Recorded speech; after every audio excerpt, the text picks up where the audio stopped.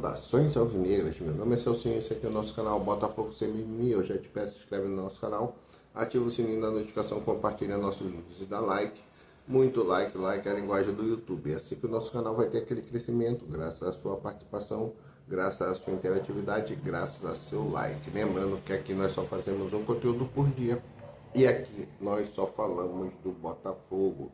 Hoje é quinta-feira, dia 21 de maio, e nós estamos aqui para dar continuidade aos nossos vídeos. Hoje, nosso vídeo pós-jogo.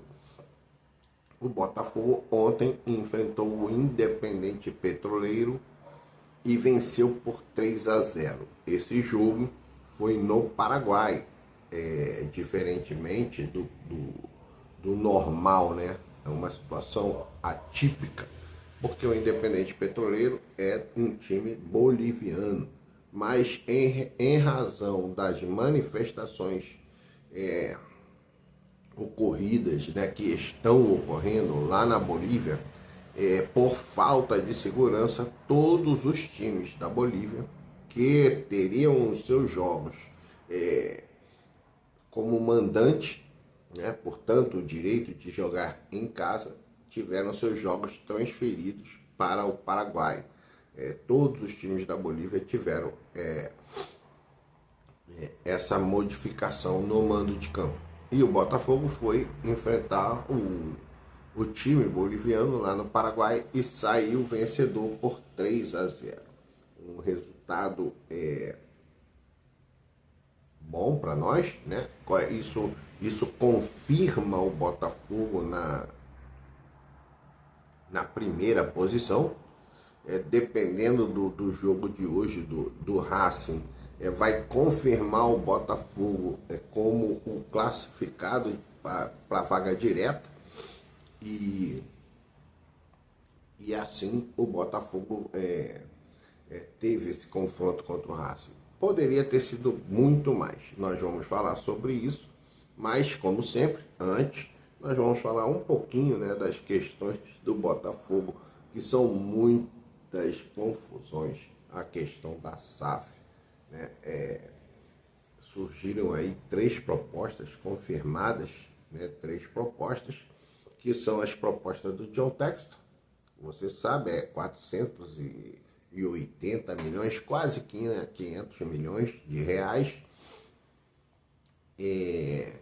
diluído, né, em algumas parcelas, vamos colocar assim, que sejam parcelas, né? Então, em algumas etapas, né, etapas a serem cumpridas, o que eu não me sinto seguro nessa questão aí do John Textor, nesta proposta do John Textor, né?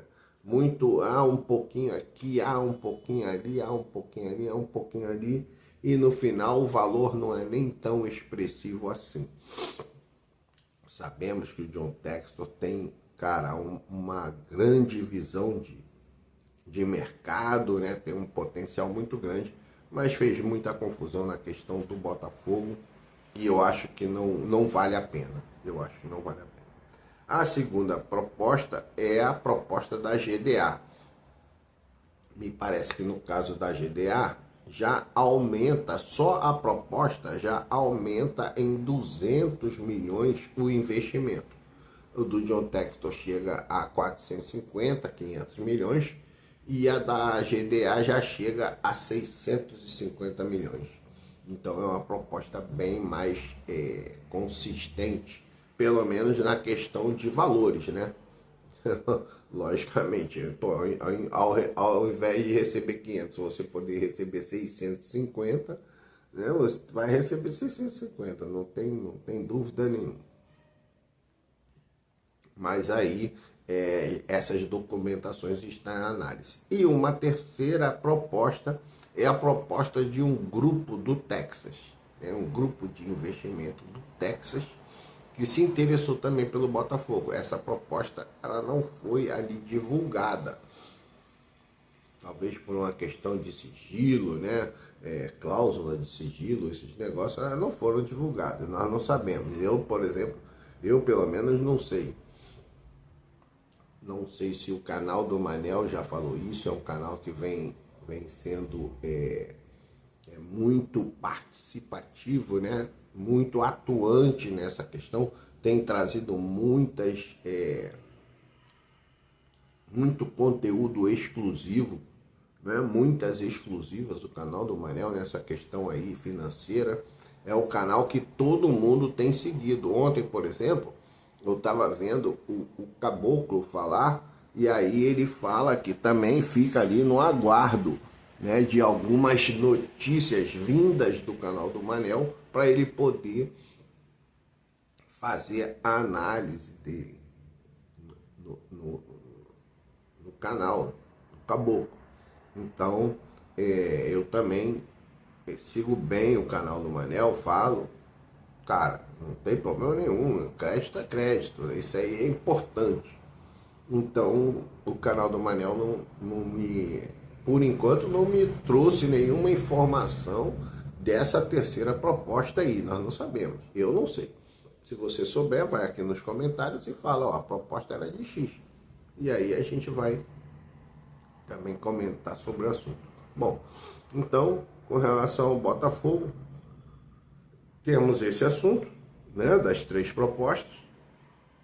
Temos o assunto do Danilo, que realmente não foi relacionado, realmente não entrou em campo. Provavelmente não entrará mais em campo com a camisa do Botafogo. E se despede do Botafogo. Se despediu do Botafogo no último jogo, quando ele, inclusive, se não me engano, fez um gol. No último jogo do Danilo, se não me engano, ele fez um gol. E nem lembro nem contra que time foi. Para você ter uma ideia, cara. Eu não sei se foi Atlético Mineiro. Não sei. Então, é por aí. Uma outra notícia que está sendo também divulgada é o seguinte, é que o Botafogo, juntamente com o São Paulo, entram num acordo e os 2 jogadores que estão jogando hoje nos seus respectivos times, o Ferrarese jogando pelo Botafogo, que pertence ao São Paulo, e o Arthur, que pertence ao Botafogo e está jogando no São Paulo, eles serão liberados para o confronto. Não vai haver necessidade do pagamento de multa, não vai haver necessidade de nada disso. Já chegaram a um acordo, agora precisa ali, eu acho que esse acordo seja firmado, né? Eu não sei se isso é feito só de boca, eu não sei como é que é essa questão. Eu não sei se essa multa também é uma multa que fica na cláusula ali do contrato do jogador.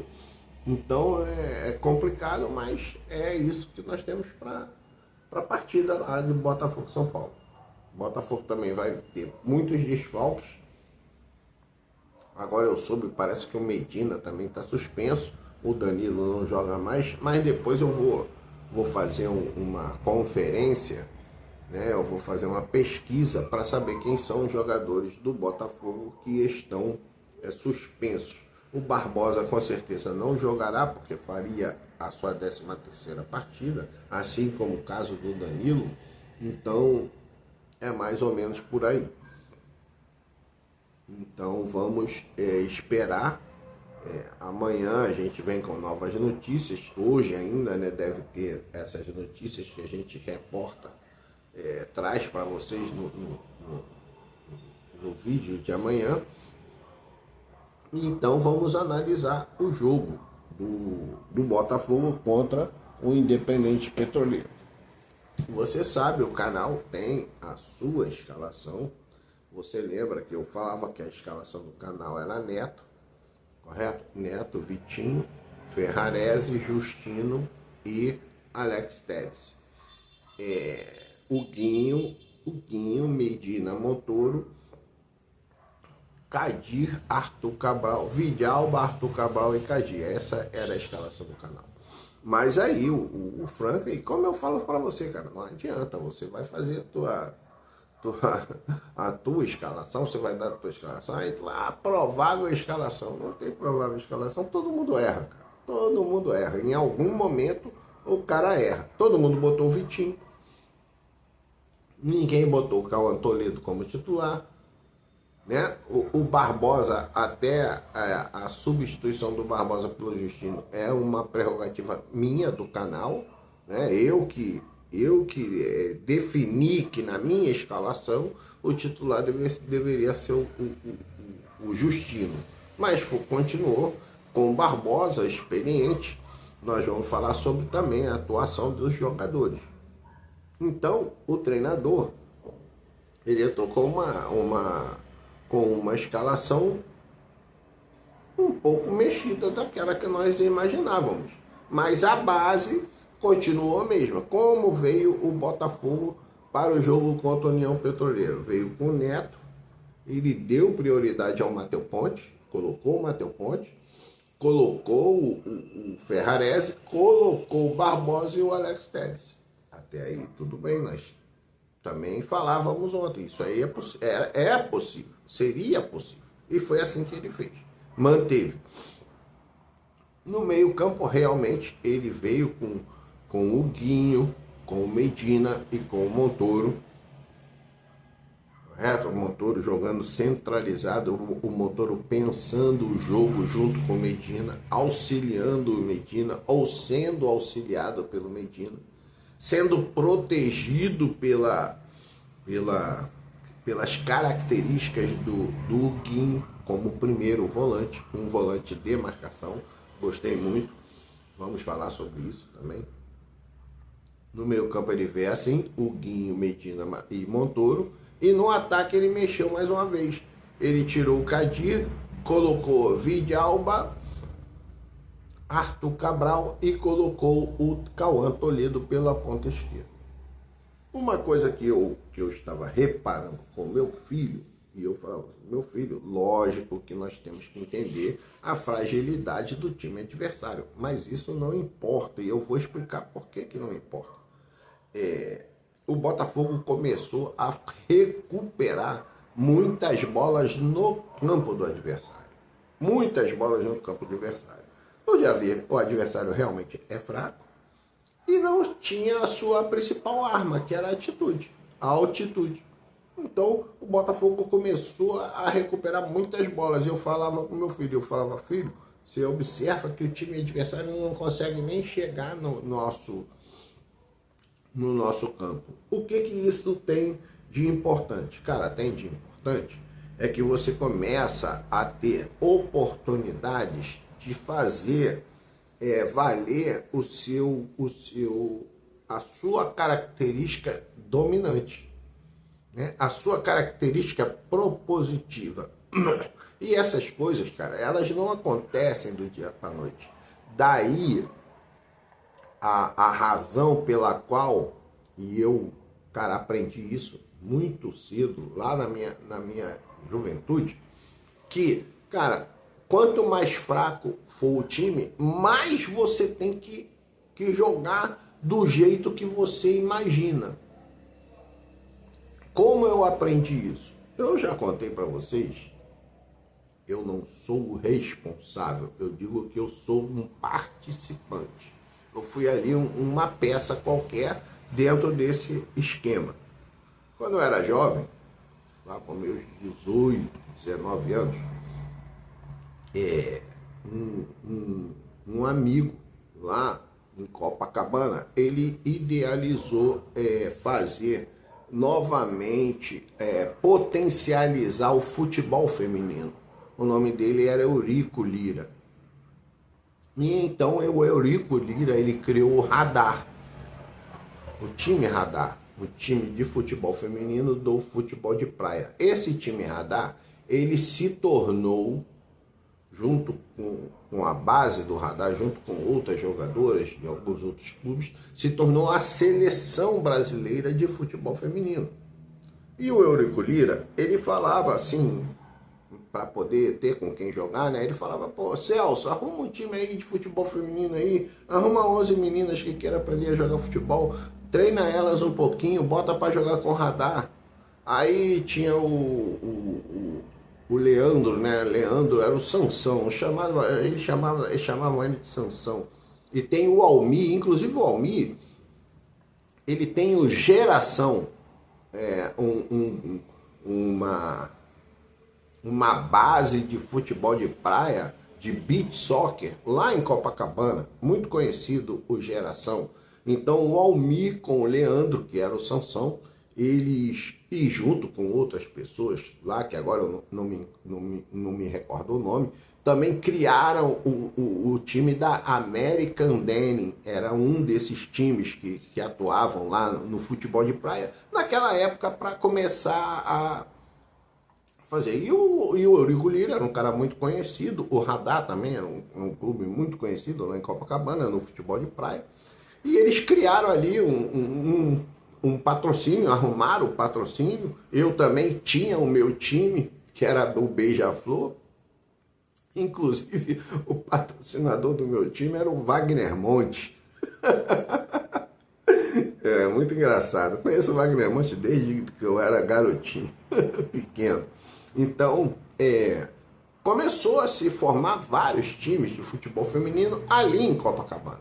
E ali, por isso que eu tô falando. E o Eurico Lira, cara, nos times com quem ele disputava o jogo, ele ganhava de 7, de 14, de 15-0. Mas nossas garotas estavam começando. A dele já era veterana, porque elas eram oriundas do handball da Suan, daquela Universidade de Suan. E o técnico da Suan era o meu vizinho, Roberto Miranda.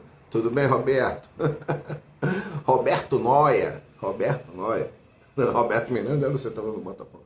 E o Noia falava pra mim, assim, cara, minhas garotas todo dia, quando a gente termina ali o treinamento de handball, tem ali 30, 40 minutos de futebol de salão. Então, aquelas meninas jogam muita bola, cara. Vocês vão sempre levar pancada, vocês vão ser saco de pancada do Eurico. Porque as minhas meninas conseguem jogar bola e elas têm cada canelão mesmo. O Roberto falava pra mim. Eu falo, caramba, pô, esse Eurico é malandro, né? Pegou as garotas experientes pra jogar com as garotas que não... E aí a gente fala, pô, Eurico, por que você faz isso? Ele fala, cara, porque quanto mais eu bater nos times mais fracos, mais o meu time fica forte.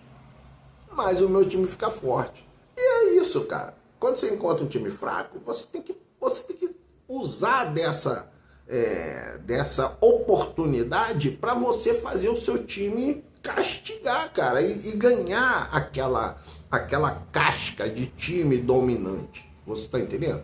Então, quando você tem um time que você pode bater de 4, 5-0, você não pode ganhar de 2, você tem que ganhar de 5, você tem que ganhar de 6.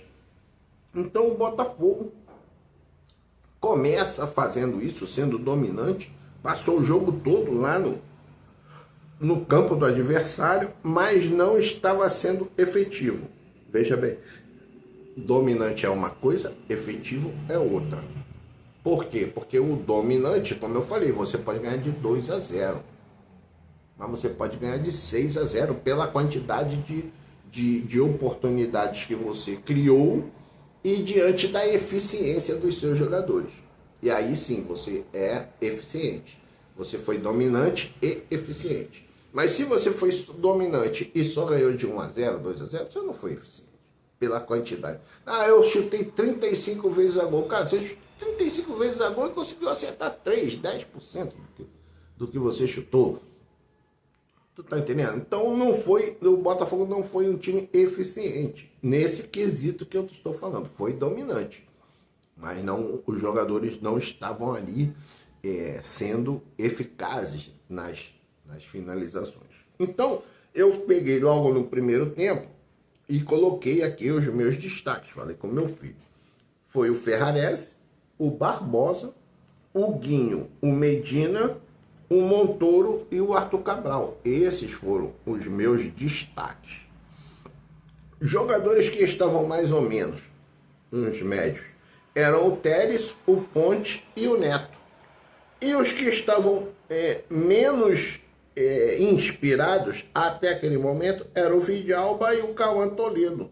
Não estava bem o Cauã Toledo. Correto? Ele estava muito confuso na hora. Muitas bolas que ele tinha, que eu via que ele pegava ali pela ponta esquerda só com o marcador e ele não foi para cima. Ele esperou para poder tocar a bola. né? Não concluiu bolas que eram para pegar, driblar, aquele drible rápido para dentro e concluir de perna direita, ele também não fez. O Montoro também teve um pouquinho de dificuldade nessas questões. O Montoro não concluiu bem a gol, as jogadas que fez. Em determinado momento ele nem concluía. Ele tentava ali e já passava a bola. Ou cruzava a bola na área e cruzava errado. Então, eu defini assim as atuações. Mas no primeiro tempo ainda, o Botafogo fez 1-0 com o Medina. Uma jogada de triangulação, correto? O Medina vem de trás, recebe a bola, o zagueiro ainda tenta cortar a bola bate aqui na parte de baixo aqui do pubis, aqui do Medina, na barriga. E ele recebe na frente, dribla o goleiro e faz o gol. Assim o Botafogo foi com 1-0 para o intervalo, o que era pouco. O que eu falei, não foi efetivo, não foi eficaz. Correto? Foi dominante, mas não foi eficaz, não foi efetivo. E precisa ser efetivo.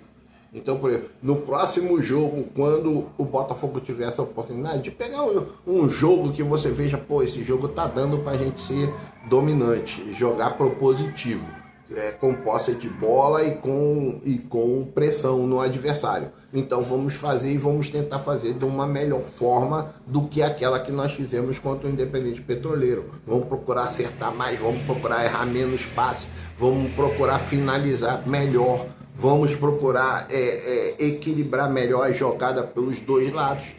Assim seria o ideal. Tá? Fazendo como falou lá atrás o Eurico Lira, que eu aprendi, cara. Se você pode bater de 7, de 8, para que você vai fazer 2 golzinhos e vai tirar o pé? Não, cara, você tem que aprender. Você tem que fazer valer a sua superioridade. Bom, e aí o Botafogo volta ali para o segundo tempo. Aí no segundo tempo, ele faz algumas substituições e eu realmente, distraído, que eu anotei, né? Eu não anotei os minutos das substituições. Mas ele colocou o Caio Vale, tirou o Vidalba, e ele botou o Cris Ramos, tirou o Arthur Cabral. Correto? Foi essas as primeiras substituições. E logo em seguida, o próprio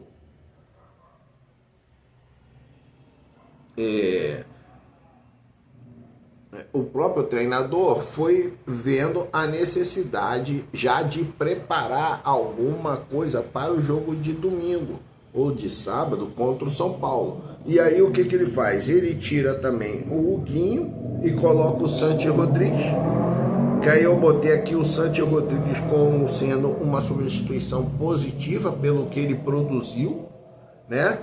Pelo Santi Rodrigues, tirou o Huguinho, tirou o Tuco, botou o Tuco Correia, tirou o Cauã Toledo e tirou o Montoro e botou o Barreira, isso já no finalzinho da partida, ali faltando 15, 20 minutos, no máximo 20 minutos, esses jogadores entraram em campo.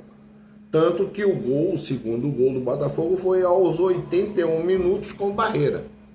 Para você ver, 81 para 90 tinha 10 minutos, 5 minutos que ele estava jogando, 15 minutos. Os jogadores que foram substituídos, os últimos a serem substituídos, os que entraram jogaram ali 15 minutos. Então o Barreira faz o gol, tá? Com assistência inclusive do Tuco Correia, faz o gol. E logo aos 86 minutos, o Tuco Correia também recebe uma bola dentro da área, chuta, a bola já ia entrando, mas antes de entrar o zagueiro do Independente, do Petroleiro lá, toca na bola e faz o gol contra. Foi assim que o Botafogo chegou à sua vitória pelo placar de 3-0. O segundo gol do Barreira, o primeiro gol do Medina, o segundo gol do Barreira, o terceiro gol contra, com a participação efetiva do Tuco Correia. né? Então, todas essas substituições foram válidas,